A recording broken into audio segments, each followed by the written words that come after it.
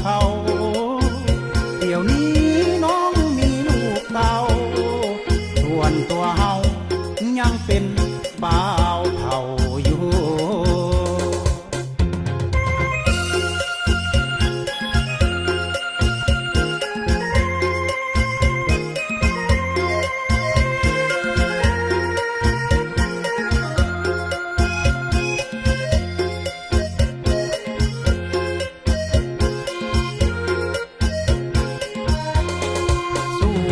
ตัวอายจังใดก็จำได้อยู่เคยเก็บกระปูออมใส่ยอดเพชรอยู่โพน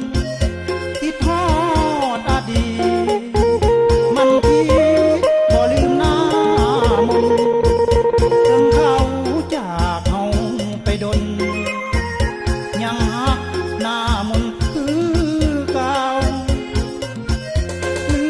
แต่ลายเส้นเนื้อเย็นเส้นหลัง